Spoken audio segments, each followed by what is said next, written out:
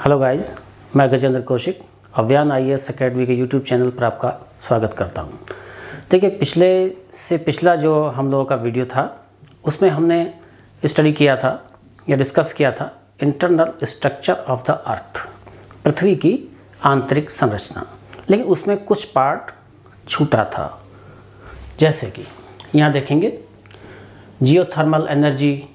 हम चाहते हैं कि इन्हें भी आप लोग जानें।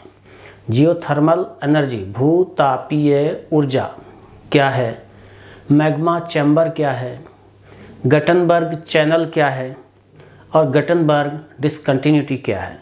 जो लोग जैसे सिविल दे रहे हैं तो उनसे ये शॉर्ट नोट भी पूछे जा सकते हैं मेंस में।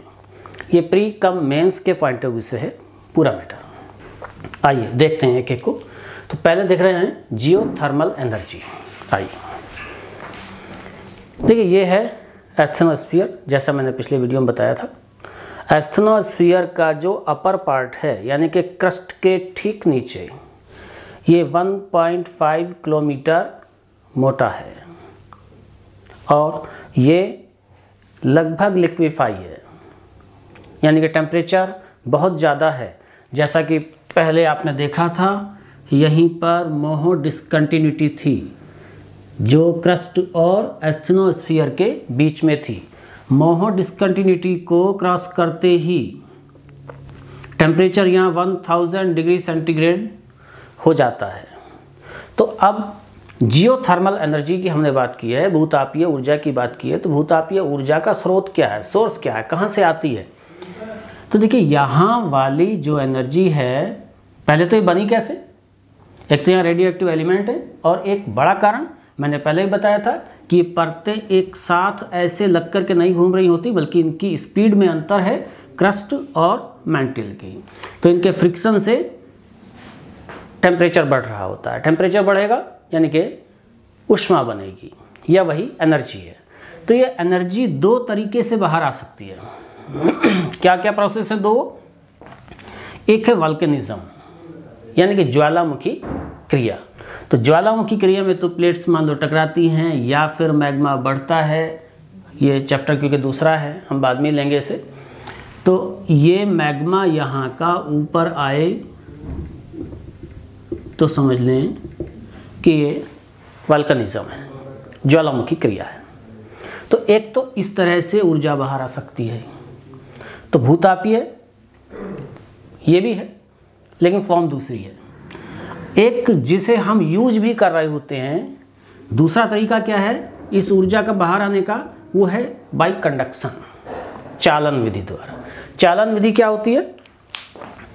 यहाँ की ऊर्जा यानी कि एनर्जी अपने पास की चट्टान को गर्म करेगी, फिर अगले पार्टिकल्स होंगे वो उन्हें गर्म करेंगे, फिर अगले और होंगे उन्हें गर्म करेंगे। ऐसे ये ऊपर बढ़ती जाएगी सरफेस की तरफ, और दो रॉक्स के बीच में जहाँ पानी आ जाएगा, इस पानी को भी यही ऊर्जा गर्म कर देगी। इस गर्म पानी को जो वाटर वेपर की, हॉट वाटर हो गया, वाटर वेपर की फॉर्म में हो जाता है, 150 से लगभग 200 डिग्री सेंटीग्रेड वाले पानी को हम बाहर निकाल लेते हैं, या वाटर वेपर्स को हम लोग बाहर निकाल लेते हैं। सीधी बात ये है। तो ये जियोथर्मल एनर्जी हम लोग अपने यूज में भी ले रहे होते हैं। तो ये कहाँ से आई है कि जो नीचे पानी भरा हुआ रॉक्स के बीच में, उसी को हमने बाहर निकाला है। एग्जाम्पल कई जगह हैं वैसे तो। हिमाचल में बड़ा पॉपुलर एग्जाम्पल है, मणिकर्ण है। तो ऐसा कई जगह हो रहा है। तो ये है आपकी जियोथर्मल एनर्जी। एक और टर्मिनोलॉजी है मैग्मा चैम्बर। मैग्मा चैम्बर क्या है? ये पूरा मैग्मा ही है। अगर कहीं मैग्मा की क्वांटिटी ज़्यादा है, अगर कहीं मैग्मा की क्वांटिटी ज़्यादा है तो उस क्षेत्र को मैग्मा चैम्बर कहते हैं। तीसरा है गटनबर्ग चैनल और गटनबर्ग डिसकंटिन्यूटी। तो देखिए, मैं बीच में अभी कहा था, पहले मैं इसी को रोक कर बता दे रहा हूँ कि ये प्री कम मेंस है। आपको अगर मेंस में भी लिखना है तो ये प्रोसेस पूरा लिखेंगे।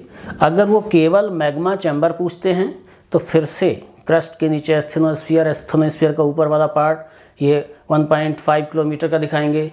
इसी में तब बताएंगे कि इसी के ऊपर प्लेट्स तैर रही होती हैं और जहाँ मैग्मा की क्वांटिटी थोड़ा ज़्यादा होती है उसी को मैग्मा चैम्बर कहते हैं। हाँ, तो आगे है गटनबर्ग चैनल और गटनबर्ग डिस्कंटिन्यूटी। नाम क्योंकि एक जैसे लग रहे हैं लेकिन एक है नहीं। हाँ, एक ही स्कॉलर द्वारा दोनों को बताया गया है, वो थे गटनबर्ग महोदय। तो गटनबर्ग डिस्कंटिन्यूटी की जहाँ तक बात करेंगे तो वो ये है, यानी कि लोअर मेंटल और आउटर कोर के बीच में जो डिस्कंटिन्यूटी पाई जाती है ये गटनबर्ग डिस्कंटिन्यूटी है। डेंसिटी से रिलेटेड है। यहाँ की डेंसिटी 5.52 थी और तुरंत इसे पार करते ही 10 हो गई थी। तो ये डेंसिटी से संबंधित डिस्कंटिन्यूटी है जो लोअर मेंटल और आउटर कोर के बीच में। लेकिन गटनबर्ग चैनल की जब बात करेंगे तो गटनबर्ग चैनल यहीं पर होगा। ये जो मैंने बताया है 1.5 किलोमीटर लगभग लिक्विफाई, इसी में देखिए डायग्राम आप देख रहे होंगे। अगर ये प्लेट मान लें इधर चल रही हो तो जैसे वाटर में बोट चलती है तो उसके पीछे से पानी इस तरह से आता अंदर की तरफ, यही फिनोमिना चैनल कहलाती है। तो एस्थेनोस्फीयर के अपर पार्ट में प्लेट्स के शिफ्ट होने से जो पीछे एक रचना बन रही होती है, ये इसी को कहते हैं चैनल, और यही है गटनबर्ग चैनल। देखिए फिर से मैं बता दूं, इंटरनल स्ट्रक्चर ऑफ द अर्थ में बहुत इम्पोर्टेंट हैं जो डिस्कंटिन्यूटीज़ हैं, आप लोग सभी को याद रखें। मैं एक बार चाहे तो थोड़ा सा रिपीट कर दे रहा हूँ, मुश्किल से 1 मिनट लगेगा, आपका रिवीजन हो जाएगा। अपर क्रस्ट और लोअर क्रस्ट के बीच में कोनार्ड डिस्कंटिन्यूटी, क्रस्ट और एस्थेनोस्फीयर के बीच में मोहो डिस्कंटिन्यूटी, अपर मेंटल और लोअर मेंटल के बीच में लगभग यहाँ रहेगी ये रैपिटी डिस्कंटिन्यूटी,